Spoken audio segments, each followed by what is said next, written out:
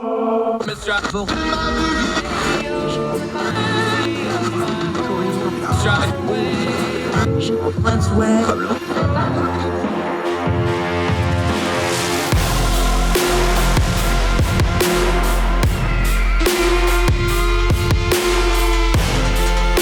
host, Andrew Donaldson. This is Heard Tell. Welcome back to Heard Tell. We're so excited to get Eric Garcia back on. He is the congressional reporter for The Independent. He's also a metalhead. We'll get right into that in just a second because Gojira was the best part of the Olympics thus far. Yes. He's also an author. We'll talk about that in a little bit. One book in the pipe, one that's already been out for a while, been doing great. Eric, how are you, sir? Great to see you. Doing all right. Good to be back. Fantastic to see you. Let's just get to the Olympic controversy. I think the Les Mis push into a decapitated Marie Antoinette pull-out shot to Gojira on the prison wall was one of the best things I've seen in decades. What did you think? That was so much fun. That was incredible. I was a huge fan of it. I mean, I was like, when I saw Gojira, I was like, oh, of course. Like, I forget, like, because like I listened to Gojira when I was a teenager. I was like, oh yeah, they're like a huge global phenomenon now. It was very incredibly French and incredibly metal in the best ways possible. Yeah, and it's the kind of metal I like. They do a little bit of scream stuff, but I love the power groove kind of metal, and that's exactly what they played. And they had a little bit of the theatrics to go with it. And I love the genre so much that I really loved it being on that stage with that much of an appeal to it. And listening to Kelly Clarkson lose her little ever-loving mind on the American feed was even funnier. But then I went back, and I think you posted it. The French feed, they were so excited they kept talking over it. Yeah, they were enthusiastic. They kept on just commentating over it. I was just like, let them play. Yeah, we're both metalheads, so that's the fun stuff. All right, let's get to the not fun part. You cover Congress. That is your bailiwick. It has been vastly underreported because everybody's been so busy with the Kamala Harris tag team out thing and the switch and the presidential election. Congress, the House of Representatives basically pulled up stakes and quit for the rest of the summer. And I know everybody's like, oh, because if you got school kids, August is the end of summer because your kids go back to school. But the August recess is kind of a tradition with Congress. But things don't happen in a vacuum. They happen in a sequence. And the sequence that happened, and it didn't get covered a lot because it was right when the Trump assassination, the JD Vance news hit and all that happened. They had 3 votes fail spectacularly badly. And then when they came back, did a procedural vote and went to the House. And other than the Netanyahu thing, they're done until basically September. This is a shocking story when you really think about it, and it's not really getting covered. It's not getting covered, and it goes to the point. I mean, this is kind of the classic story of the House Republicans, the House Republican majority. They basically loaded up all the appropriations bills with right-wing priorities. Yeah, and ironically, Brendan Buck talked about this. Paul Ryan's former guy, Paul Ryan and John Boehner's former guy. They Republicans have tried to do a partisan appropriations process, knowing it's not going to pass, knowing that it's going to anger a lot of people, and ironically, it's going to do the very thing that they say they don't want to do, which is almost going to guarantee an omnibus at the end of the year. So ironically, but this is what happens when you give so much power to the Chaos Caucus, the Joker Caucus, whatever you want to call the critters over there.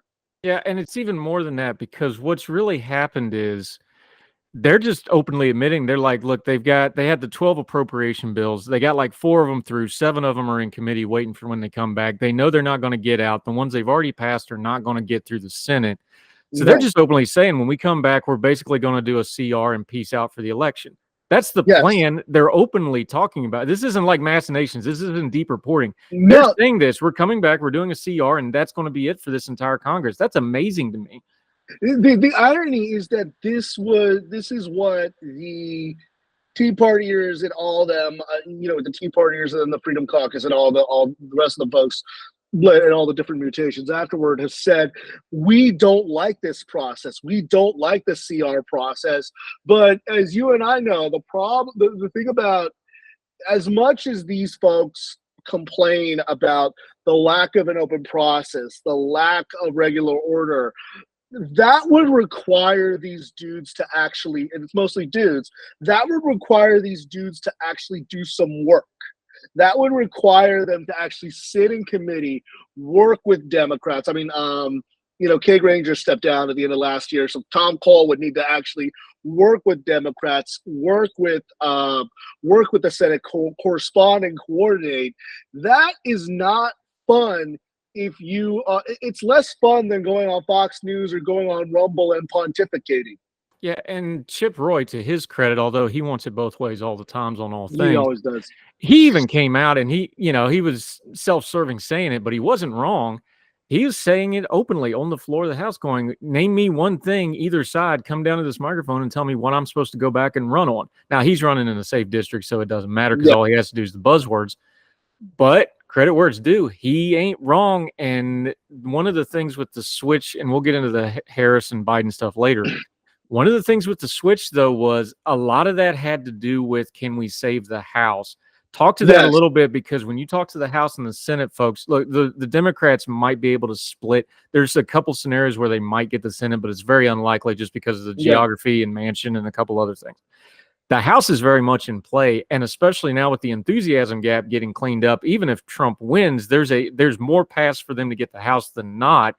Talk about that aspect of this, because underneath it, if you listen, especially to the Chip Roys, the people that have a little bit of power, the Mike Johnsons, they're worried. They really do act like, not their words, not what they're saying, the way they're acting with the CR, with the lack of stuff, they're acting like people that think they got a good chance of losing here. Absolutely. I mean, I think it's important to remember that. So the day after the debates, the House had its flyout day. And this flyout days are normally chaotic. But Democrats were almost in a daze after the day after the debate. They were, I think it's fair to say, they were terrified. And I mean, I think, and multiple other reports said this. Basically, they were going to Pelosi saying, "Mother, may I?" Create some distance with Biden, or even say Biden needs to go. And then conversely, I think what was interesting was after that, there was a dynamic up until the debate.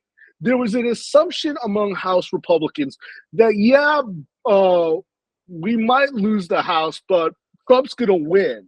So things aren't going to be too terrible. And we're going to get a Republican Senate just because of Ohio and Montana and West Virginia. And if Trump wins all those and all three Republican challengers win those, and then that's the ball game. So we're going to be okay. Afterward, particularly after the debate, but more so, I would say, after Trump got shot, there was a feeling that we don't need to worry. We might be okay. These districts are going our way. This might all work out for us. Now, the vibe is, as one Democratic strategist said to me, this is not a data election. This is a vibes election. The vibes shifted last week. It was interesting. I was talking with one Democratic congressman, and he said, he opened up his phone on Monday, and it just, blew up with donations. This is a down ballot effect, and you've seen Republicans try to pivot on how to attack Harris. And I think you saw reporting in Politico that said, Johnson said, cut this out with the DEI nonsense. We should focus on the border. We should focus on crime. But of course, House Republicans can't help themselves. So, but you're right. The actions that they're doing, that they're waiting for a CR and then they're going to try to do an omni at the end of the year. This all indicates that they feel like this is not going to go their way. This is not going to break the way they want.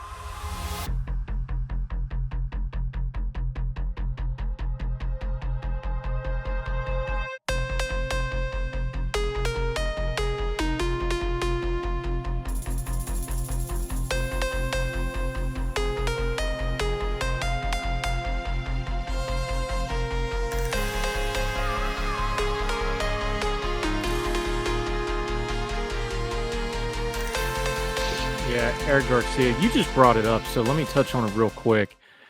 After the debate, I know we talked privately. A mutual friend of ours was at a watch party because Congress was out when the debate happened. a watch party in DC, big name people, if I named them, in the room. You know, this is something that happens frequently at things like this because it's also / fundraising, networking, etc. It is. They're like, I've never seen something go dead silent and people just slowly start walking out. That's the report I got from that. And that was one of the big names things. And you heard the same stuff. Yes. Talk about the flip from that. The Trump getting shot was another one of those is, oh God, we don't have anything to counter this, to the first week of the Harris stuff you saw around the Netanyahu stuff, because that's the last time everybody was in town. But just picking that because that's when everybody was there.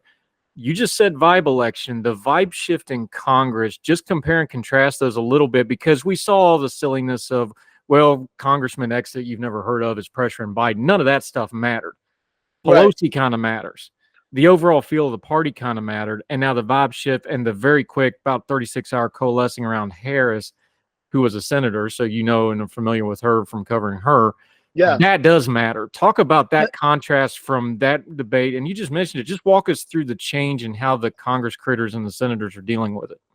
Yeah, absolutely. So like the day, so the House was in the day after Biden stepped aside. And, you know, it was interesting. Like, it was funny.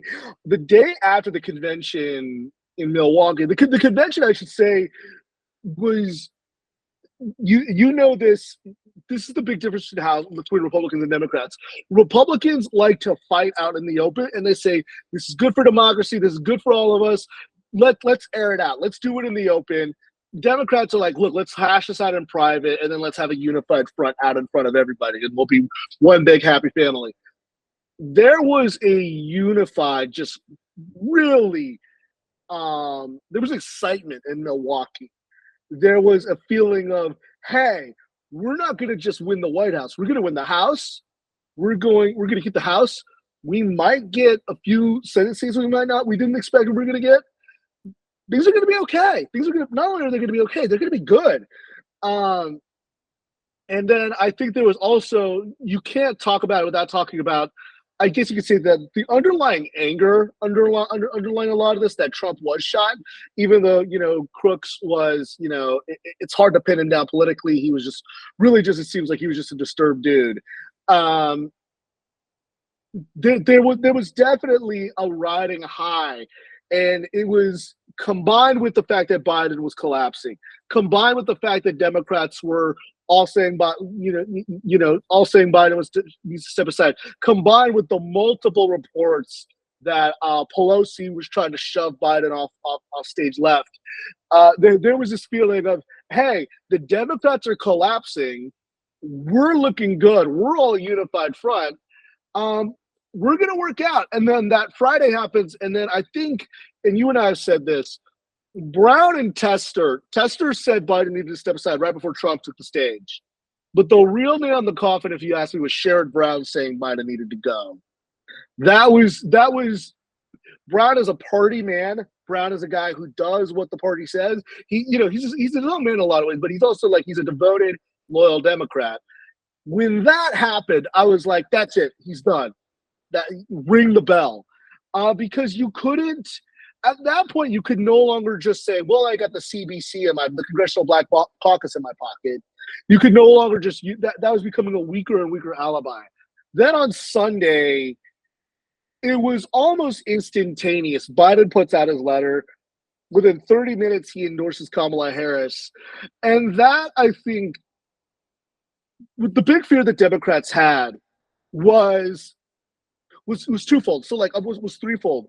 When Biden collapsed at the debate, there was, I remember texting Democratic sources, they say, replace her with Harris. And they were like, we'll sort it out later. They knew Harris had big liabilities, but they're like, we'll sort it out later. Or some people were worried, but then some people were afraid, well, that would look like a coronation, so we don't want to do this. And then some people said, but an open convention would be just a mess. Like we can't do this. Biden stepping aside and endorsing Harris allowed them to get the best of both worlds, where they didn't say this was an official coronation, but they all kind of just got on the train. It was very similar, I would say, to after Biden won South Carolina and you got the whole you got the whole family behind, on the train with Biden before Super Tuesday.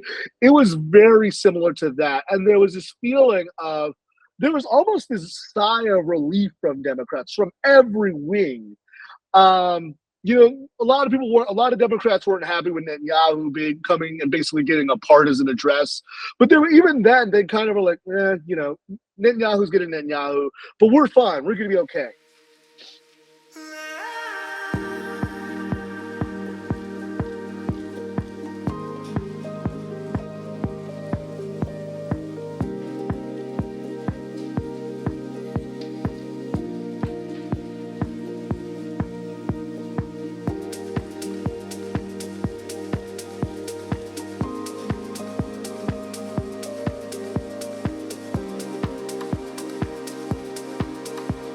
Yeah, Eric Garcia, congressional reporter for The Independent, author in his own right. Let's talk about a member of the Senate. JD Vance has been in the news because he is now the VP pick for Trump. I've laid my biases about JD Vance on the table. I loathe the individual for long before this. This is not a new stance for me. So I will admit up front, I've got bias for him. You've covered him in the Senate. The feel originally, and this is from people that are very much Trump supporters, was like, okay, this was a little arrogant because this is doubling down on what Trump just likes. This isn't, going out because Trump's unhindered. Pence was forced upon Trump. Let's all be adults here. He actually tried to get rid of Pence after he picked him because he didn't like him. This was Trump getting to do whatever he wanted. He listened to his son and the Thiel, what I call the tech bro wing of the MAGA party. That's what happened here, and he got Vance. I don't think it adds a lot. I think it might actually hurt a little bit as much as a VP pick matters. But what's his rep in the building, in the Senate? He hasn't been there very long. He's a first-term senator. He's mostly known for ticking off Mitt Romney and just saying whatever the MAGA flavor of the day is. But what's his rep in the building from people who have dealt with him in the hallways and so forth? Yeah, this was fascinating. So I wrote a piece last week about the Democrats who worked with JD Vance. Initially, a lot of Democrats were kind of hopeful about working with JD because after the train derailment in East Palestine, Sherrod Brown and John Fetterman and Bob Casey got work with him and Josh Hawley. They thought, hey, this might be a chance for a bipartisan opportunity. Basically, Fetterman all but accused Vance of not whipping the votes to screw Brown, to screw Sherrod Brown, and then Josh Hawley blamed it on McConnell and Republican leadership, and take that for what it is. But even Tim Kaine, he wanted to work on with Vance on legislation to eliminate copays for childbirth. And then that was put on ice, and Kaine was really disappointed. But more than that, the reputation for Vance has always been that he's Trump's eyes and ears in the Senate. During the whole Ukraine border bill thing, he was a very hard heck no or hell no on any kind of aid to Ukraine, he said the border bill was insufficient. There was very much this fear. Vance very much is part of, I guess you could say, and I talk about this on social media all the time, the houseification of the Senate.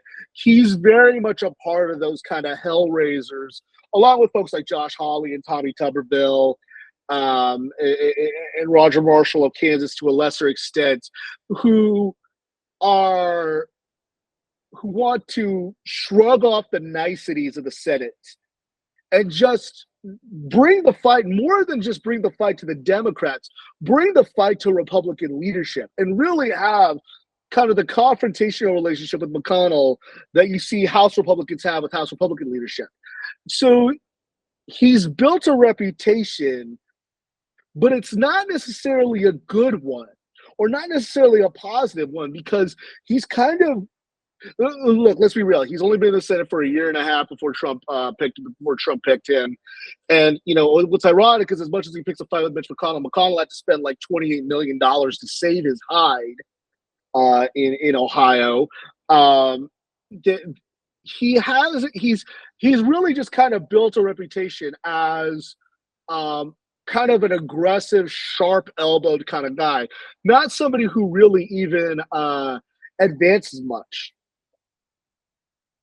it's also that goes into his personality. Yes. And again, I've got bias for the guy. I don't stand him, but his rep, if you actually read the book instead of just the cliff notes of the book and what the book was there, where he openly talks about, is like, yeah, my law professor told me I needed to write this if I was ever going to be anything other than just a law school grad. Like, he openly admits it. Yeah, He's a very calculating guy. He flip-flops from our point of view because he was completely against Trump. Now he's for Trump. He's a tech bro. Now he wants to be this union hybrid, almost a national socialist kind of thing, ideologically wise. He actually does think this stuff through. He plans it through. And when you're talking about him, the open beef with Romney, where Romney's just trashing him on the Senate floor, which you almost never see that. Yeah, that kind of stuff, though, when you pair it to what you just said about, no, he was a conduit to Trump the whole time. This is not just happening. This has been in the works for a while. I'm one of the ones that said, no, the pick's going to be JD Vance. I had a little bit of people I talked to about that, but a lot of it was just the circumstances of the events leading up. And one of them was what you're talking about. Is like, no, he's been plugged into the Trump inner circle since he got to the Senate. This is all part and parcel to the political. Let me, because I'm sure he loves his wife and children, so I don't want to just demean the man. His political personality. Let me put it that way. This all lines up to the character of the guy, and why a lot of people like me doesn't like him, care for him, and or trust him, because what you just said lines up. There's a through line if you look at that under all the noise, right? Yes. Absolutely. You could cut through the noise. You could look at the through line from his time at Yale. You could cut through his time when he was in the Bay Area, when he was working at Mithril, and working for Peter Thiel. There is very much a through line of, this is a guy who very much wants to gravitate toward power, and wants to gravitate toward achievement and accomplishment, but for better or for worse, has always kind of needed a host. He's always needed somebody who's kind of a mentor. When he was at Yale, it was basically his professors. It was people like Amy Chua. When he was in the Bay, it was Peter Thiel, and it was all it was the tech MAGA. The hardware side of MAGA, as I like to call it, and then now it's really the Trump wing, and basically, Tucker Carlson all but admitted that he basically tried to influence Trump when he spoke at the RNC, and there was a report in the New York Times that Tucker Carlson basically said, "Don't pick Marco Rubio because the CIA would assassinate you." There is very clearly, Vance came to the Senate specifically as a MAGA guy. Because there are other senators, make no mistake, who have MAGA flavoring. Eric Schmidt, Katie Britt is trying to straddle the line between the McConnell and the McConnell and MAGA.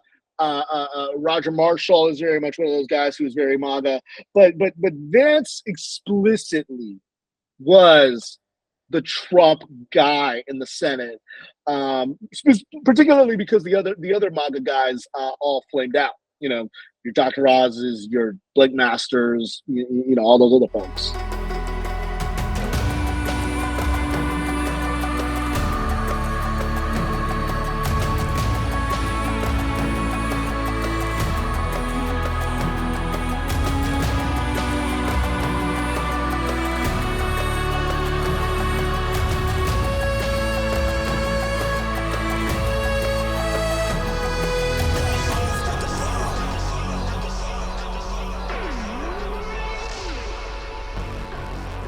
And underneath that, Eric Garcia joining this.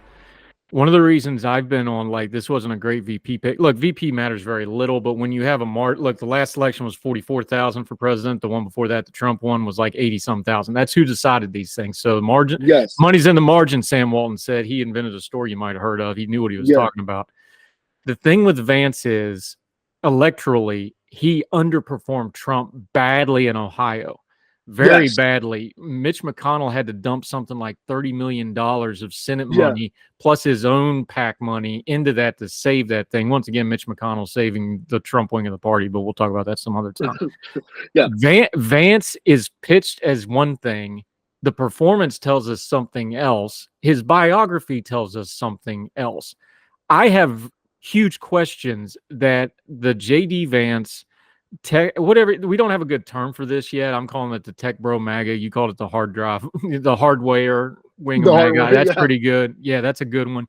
Whatever that Peter Thiel, the guys that have just glubbed on because they are businessmen from the tech world that saw the businessman Trump, how he co-opted politics for more business and more power. I think that's a fair way to put it. Whatever you call that wing, JD Vance is the vanguard of it. He's not quite 40. They see him as the avatar of that, but I don't think that scales nationally. It does, it doesn't even scale on Ohio. Mike DeWine won by double digits, almost by like 20 points, I think, in Ohio. The governor of Ohio, I should say. Vance won by 5 points against Tim Ryan. Now Ryan and that race was even in September. Not to interrupt you, but he was really in trouble in that race. He was really in trouble, and that set up alarm bells. And because Rick Scott just didn't know how to run the NRSC, it required McConnell to say, "Fine, I'll do it myself," and just pour in millions of dollars. I think it was, like you said, it was something like 28 million combined with PAC money and all that. It wound up being something around more than 30 million. Just to drag Vance over the finish line in what should have been a layup. And this is important to remember. In the Ohio Republican primary, Vance was in some polls dead last among folks like Josh Mandel, who's the state treasurer, Matt Dolan, whose family helps runs the Cleveland Guardians. Trump picking Vance pole vaulted him to the front. But then the problem was Vance still had all the baggage that everybody was saying, so it required a caterpillar crane to get him across the finish line. And I think that what you're seeing now is that, and other people have talked about this. Trump and Chris LaCivita and Susie Wiles, his campaign managers, basically were expecting a Trump landslide. So their whole feeling was, all right, let's just, and you said it earlier, Pence was needed to solidify. Trump didn't win regular churchgoers in the 2016 primary. He needed a Mike Pence. Now he's got the evangelicals in his pocket. This was we ball. We're doing things on our terms. We're doing it. We're doing what we want. We don't feel a need to grow the tent because people are just going to vote for us anyway. Joe Biden is historically unpopular. This was not like picking, for a while, people were saying that Trump was going to pick a woman. Then, we all know what happened with Kristi Noem. He was never going to pick Nikki Haley. But even someone like the goal of a running mate is to do no harm. I think Doug Burgum would have been that way. I think even Rubio would have been that way. This is, now we got story after story about JD Vance and childless cat ladies. So. Thank you for going with the cat lady one and not the other internet meme going around right now. We want to keep this a family-friendly show. I'm staying away from that. He's screwed over Appalachia. That's enough for me. I don't need to know what else he does in his private time. Eric Garcia with us. Let's go to the other side now. Former Senator, current sitting Vice President Kamala Harris.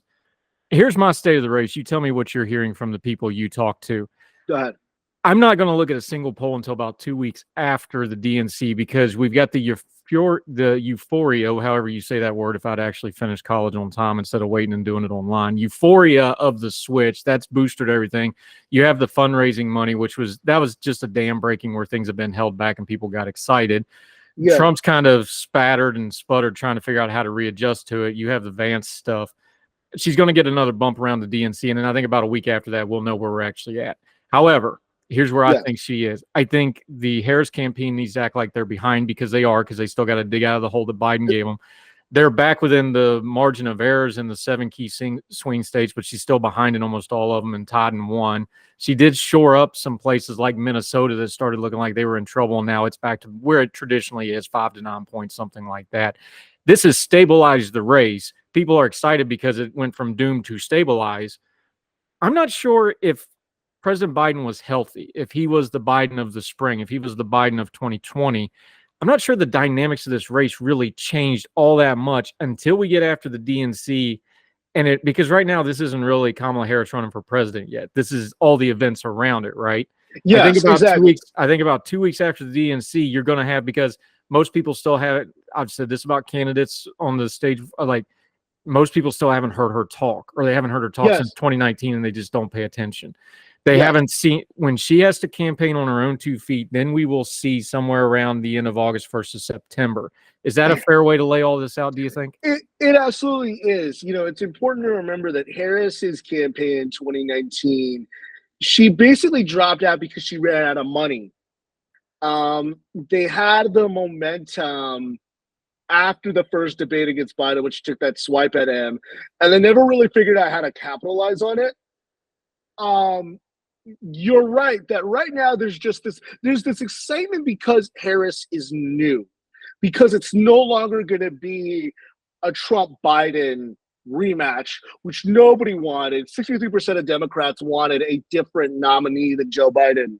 There's a reason double haters was the buzzword of the past, 8 months. Now there is this. So Harris is benefiting from just, this. She's got, what George H.W. Bush used to call the big mo. The question, though, as he said now, is how is and I talked with a few Democratic strategists. We're 99 days out from the election. She has to stick the landing on everything.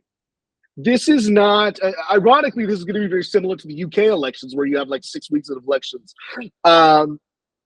She has to get the perfect VP nominee. She has to have a convention that goes off without a hitch.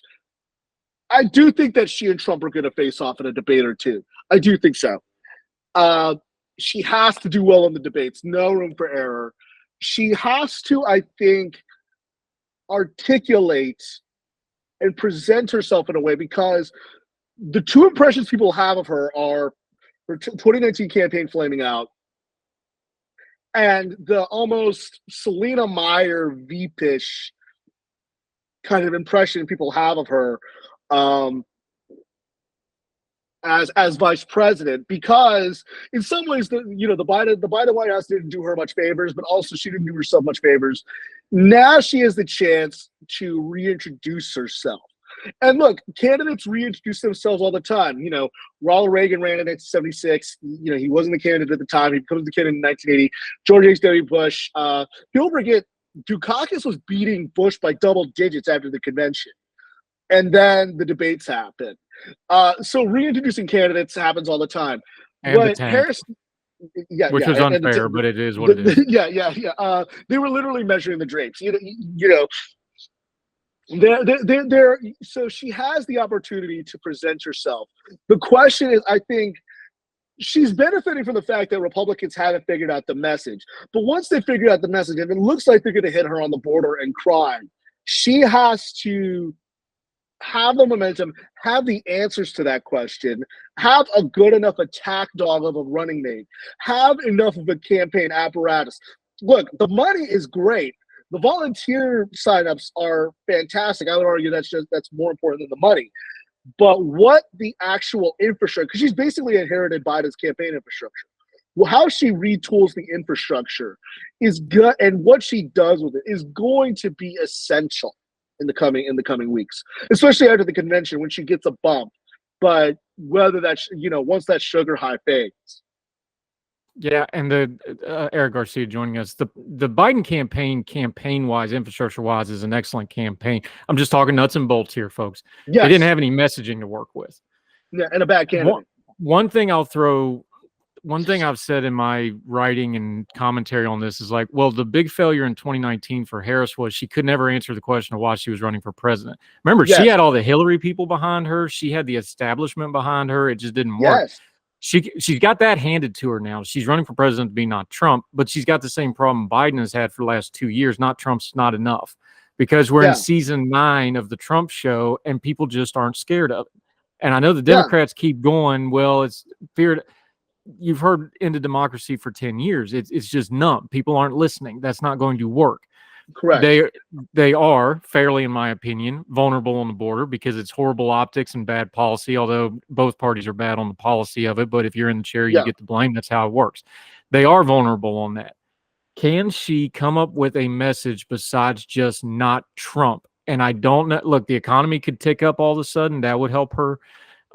Maybe something foreign policy wise, although people just aren't interested in that right now, and the world's kind of a mess. I don't know what's out there as an overriding message other than not Trump, because I think not Trump gets her close and she ends up losing about where Trump won in 2016, and that's going to be the Electoral College unless she comes up with some kind of overriding message. Yeah, I mean, I think you're seeing it a little bit with what she's saying with this message of freedom. You're seeing her going heavily into Dobbs. I mean, one of the things that, I mean, she was really the kid. Let's be real. Joe Biden was never comfortable talking about abortion because he's an 81-year-old white Catholic dude. I think that Harris is going to probably dig more into that. I think she's going to probably dig more into. She was the deciding vote on things like the ARP, I think, saving the economy from COVID.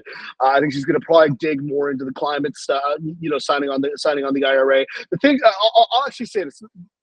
I thought this mid-train of thought.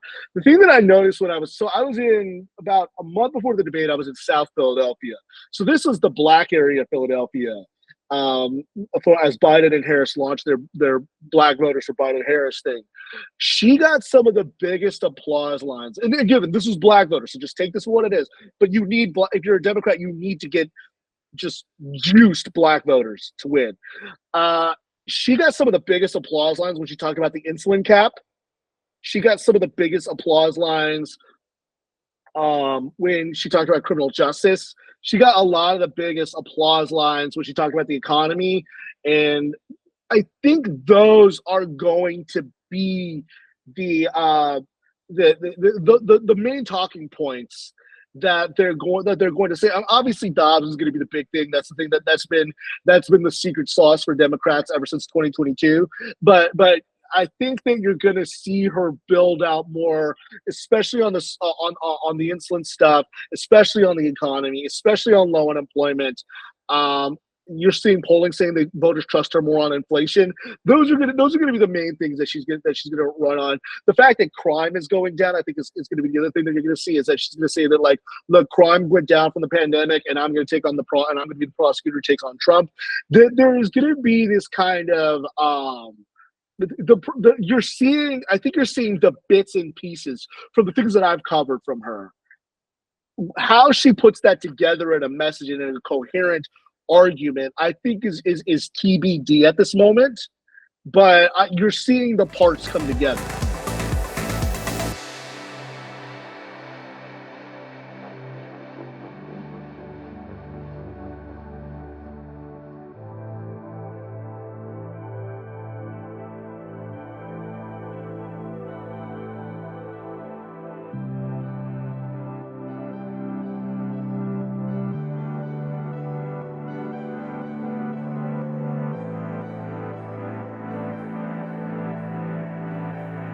Yeah, Eric Garcia with us. I know it's a vibe election, but my thing with a candidate is always what's their coalition. That's why I never bought Nikki Haley. Nobody could ever.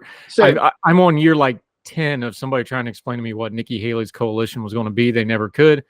Thus is us. Kamala Harris. You just mentioned it with the Philadelphia rally. We talked to our buddy Donnell Suggs about it when the Morehouse thing happened and Biden went down there. And of course, he's the editor of the black newspaper, the Atlanta Voice.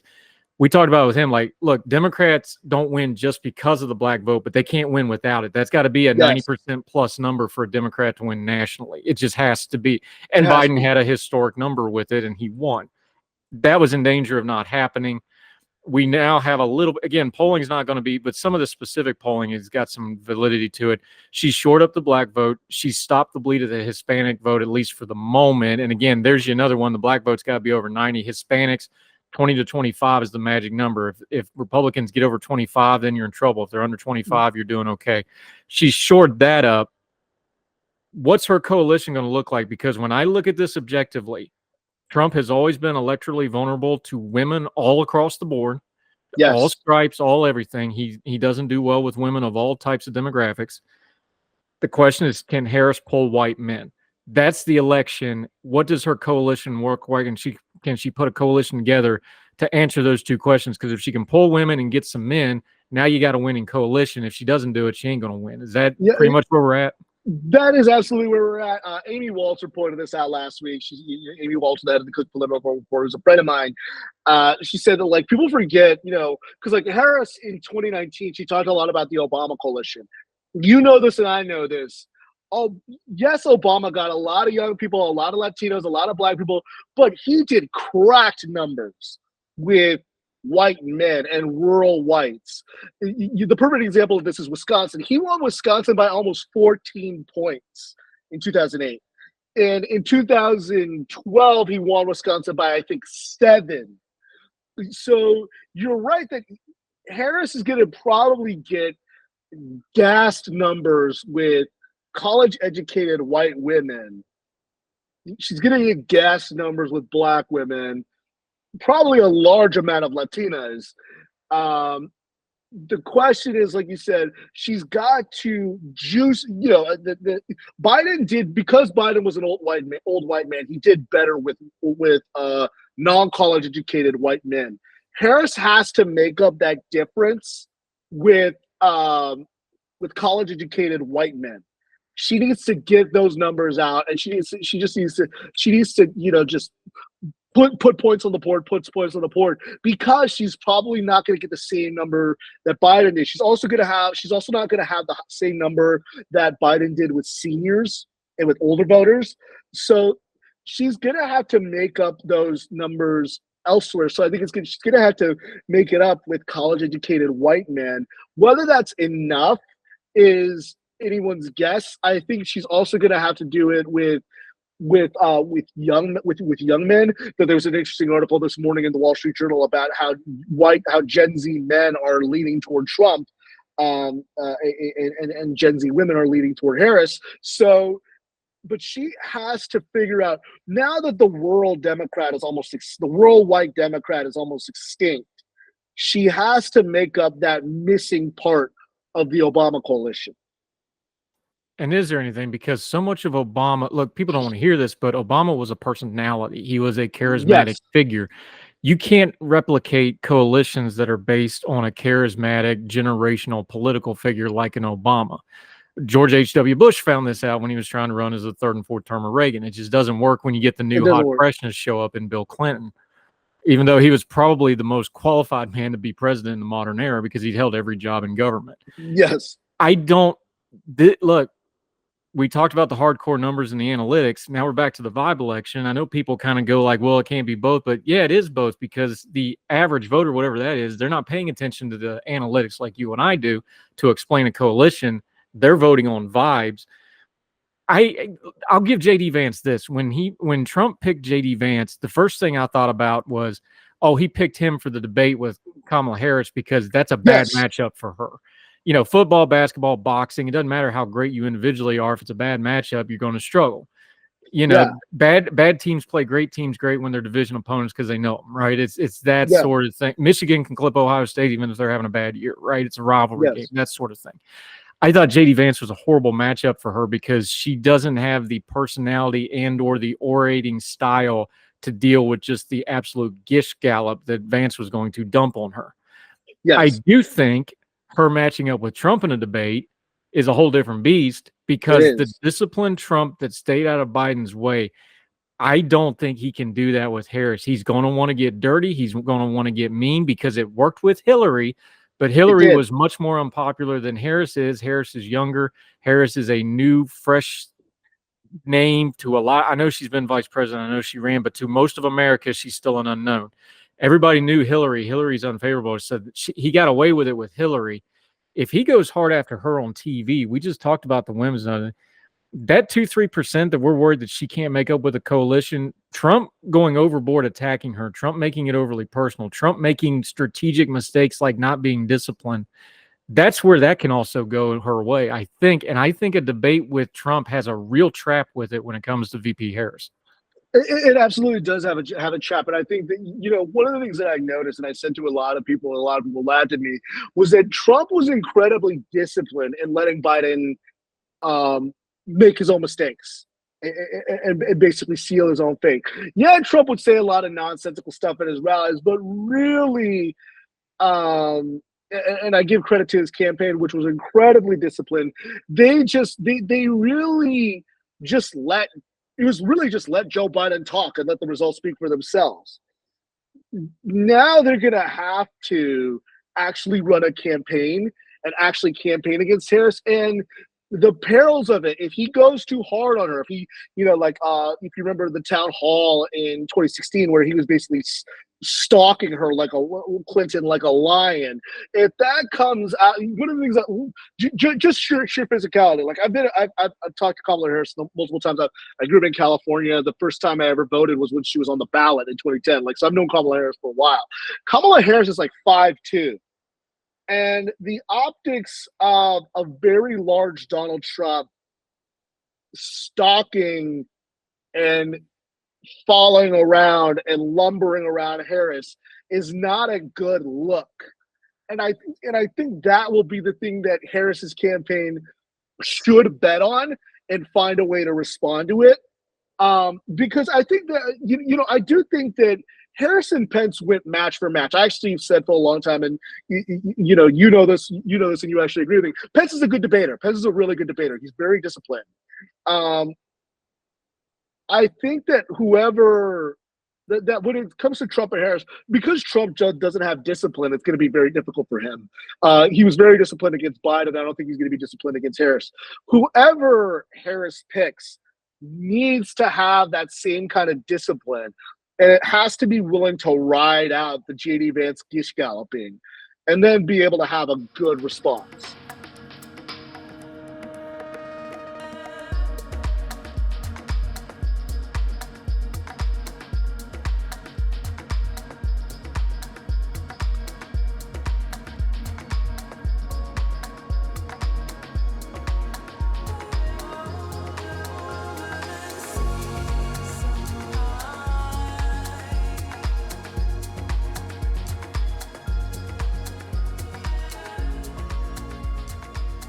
I think too with VP Harris, we got to remember something else, and this hadn't been talked about. And again, Trump's the favorite right now. This is Trump's race to lose. So I know we're talking a lot about the Democrats, but this is Trump's race to lose. Trump's not the 2016 Trump. I don't think he can stalk a stage like he did then with the personality and the physicality he did then.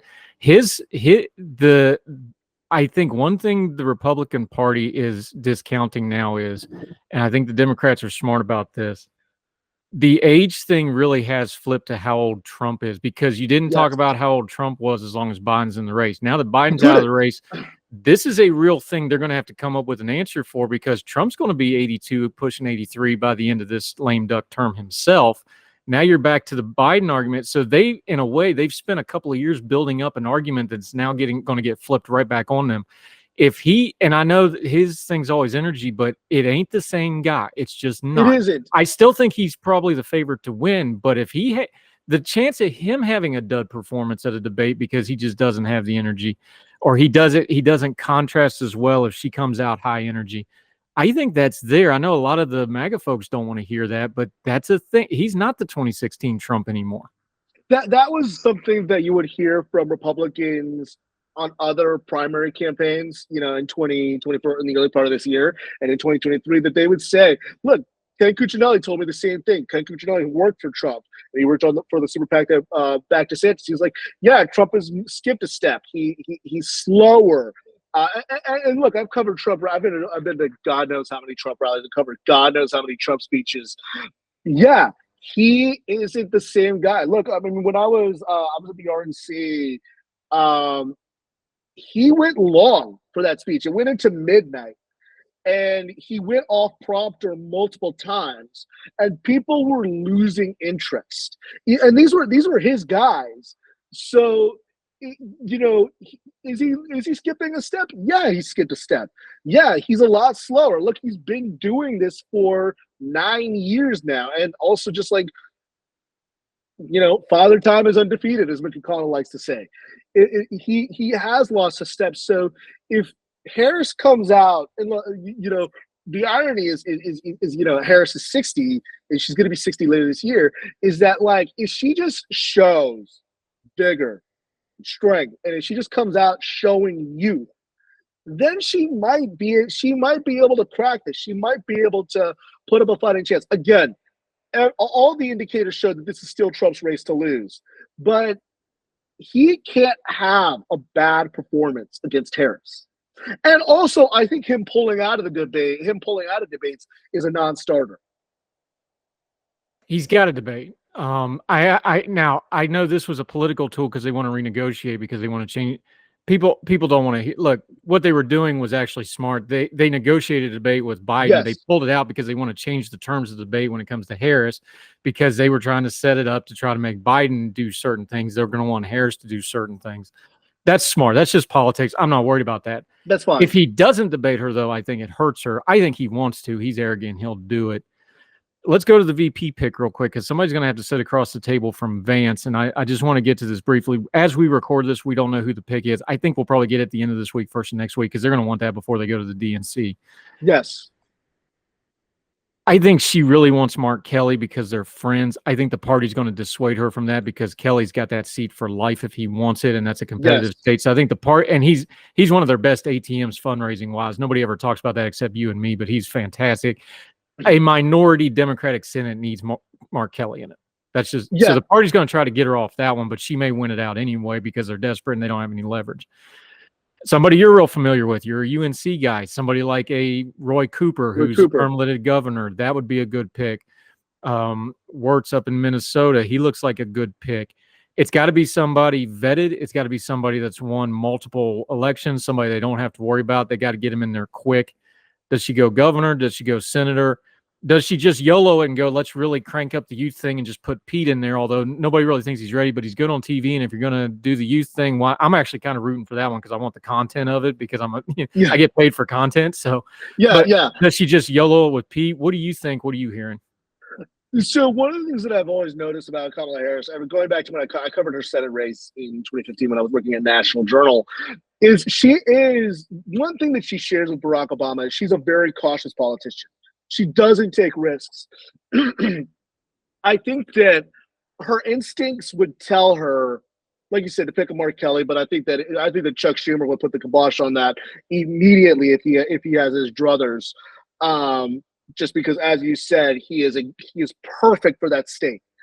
Kelly, I think, put himself more in the running when he came out in support of the PRO Act last week. I think that Shapiro, they were campaigning with her this weekend. Shapiro has the main downside is that Harris has locked support from labor, and Shapiro would immediately get questions on school vouchers. Also, there's the fact that Shapiro, yes, he's won multiple AG races, but he's only 2 years in as governor. He doesn't have the vetting yet. Everybody mentions the Israel-Palestine thing. I don't think it's as big. I don't think it's going to be as big of an issue. At the end of the day, the president makes policy. I think that if you're talking about do no harm, Cooper and Bashir would be, I think, the prime picks. I think Walz has raised the stock. He raised his stock mostly because he's been the guy who's been talking about how these folks are weird. But the ultimate thing the one downside that he's going to have, and I was talking with a friend of mine about this who knows Minnesota politics, is that he's going to have to face questions about Minneapolis in 2020 after George Floyd. That's going to be the main thing that they hit him on. And then also the fact that he went from being a pro-gun rural Democrat to being, a very progressive governor.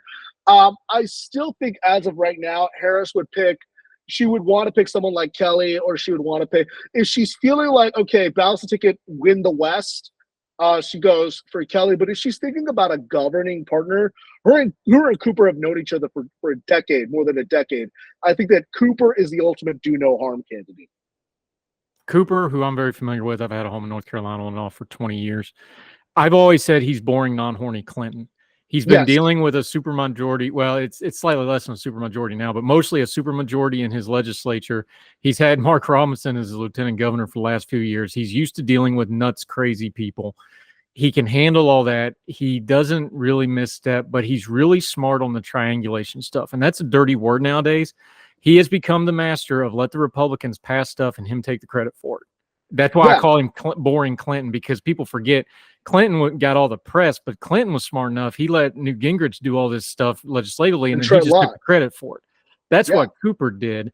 It's not going to be an exciting pick to a lot of people, but it would be a safe pick. It would be somebody, again, they know each other from the AG days. That's why they have that relationship.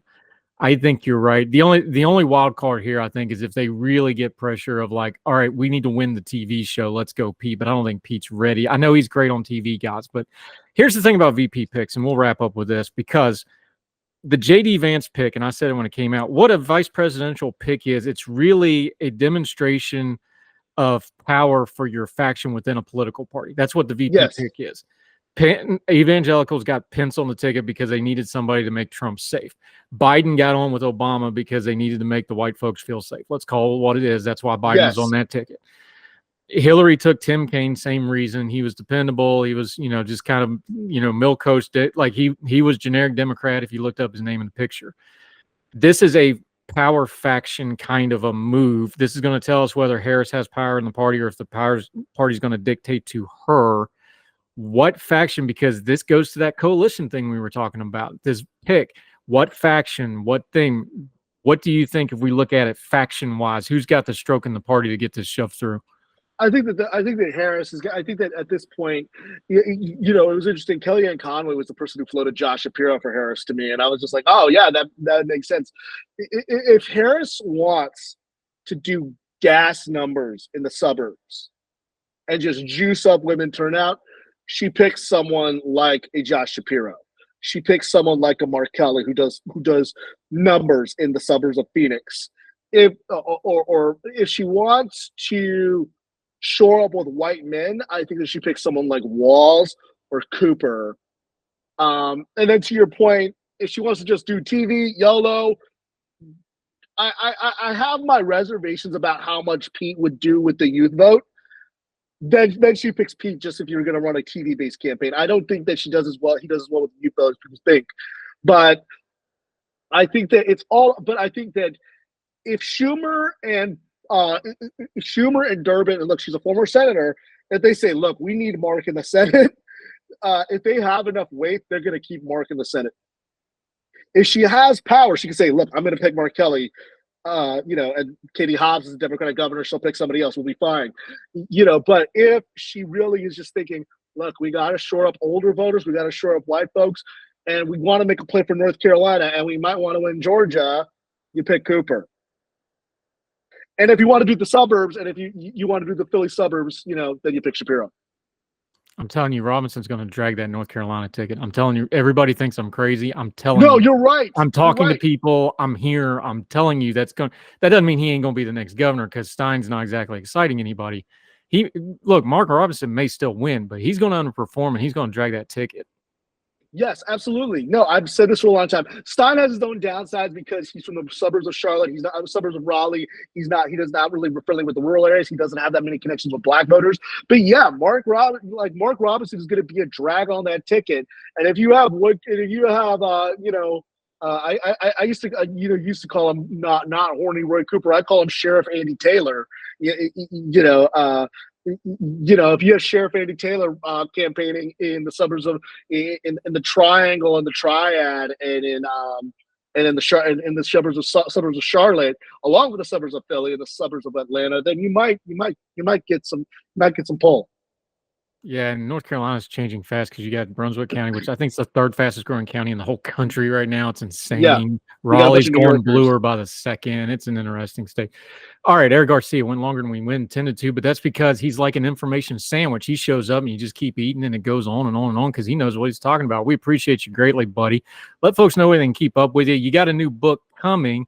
We didn't get into it. You've been texting about how MAGA's got a young man problem going, but that's kind of dovetailing into what you're working on. Let folks know about the old book, the new book, where they can keep up with you.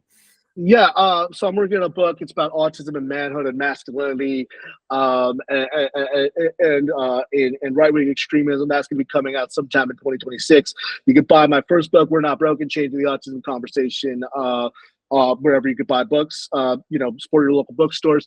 You can find me over on social media, over on Twitter or X, whatever Elon's calling it these days. You can call Eric M. Garcia.